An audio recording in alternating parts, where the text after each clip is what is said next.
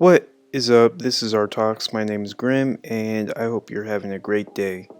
Now, before we get into it, I want to explain that we'll be covering an art period for today's subject. The next 3 videos under this art period will be 2 painters and an art legend. So for today's video, we'll be talking about Gothic art. I would like to say that I was never into the Gothic art style when I was younger. However, I've begun to be more open-minded while exploring art and its history. I'm starting to take a liking of all the paintings, sculptures, and architecture.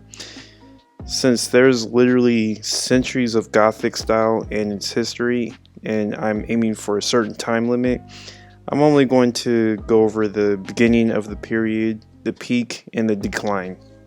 The early Gothic period began in either 1130 or 1150 CE till 1200 CE in northern France. There are 3 main Gothic periods: early, high, and international Goth. Early Gothic architecture was introduced due to the fact that kings and bishops wanted to build cathedrals as monuments to their religious faith in addition to their wealth and power.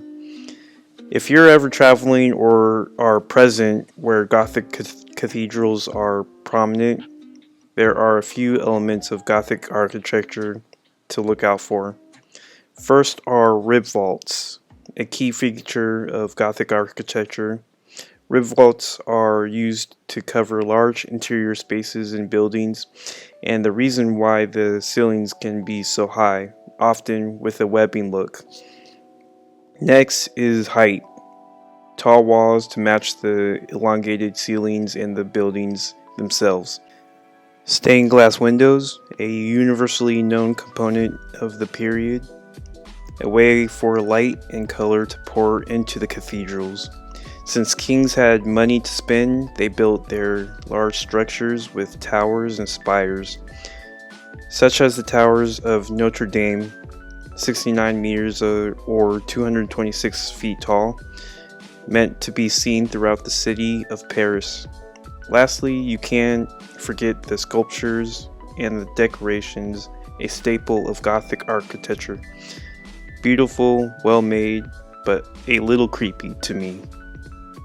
Right now I bet you're thinking, what's up with all the architecture talk? I thought this series was meant for paintings. Yes, but paintings and sculptures weren't as popular in the early years of the era, only to emerge in the next, known as the High Gothic period. This is when the style became popular and started to pop up in the other cities of France. With the popularization of the style, people begin to experiment more, opening new avenues for artists and ideas. Gothic artists, many of them, used all kinds of mediums for the art, such as frescoes, a painting done quickly with watercolor and wet plaster that becomes fixed to the wall as it dries. Stained glass, illuminated manuscripts, altarpieces, and panel painting as well. There are a few notable artists of the time, just to name 2. Giotto di Bondone, born in the year 1267 and died 1337. And Simone Martini, born 1285, died 1344. Giotto di Bondone was arguably the most important Italian painter of the 14th century, whose works may have influenced the Renaissance style and developed 100 years later. Simone Martini was an important exponent of Gothic painting as well. He is recognized more than any other artist to spread the influence of Sienese painting, making him a prominent artist in Siena. Well, that's going to be it for me because Gothic doesn't even sound like a word to me anymore. Let me know what you think about the period, whether you think it's ugly, beautiful, or just meh. I think it's an amazing feat in human history, not to mention art history. If you have any comments or if you have any feedback, drop them below. Tell me what you liked or what you didn't like. Hope to see you next time. Hit subscribe for more and have a nice day. Peace.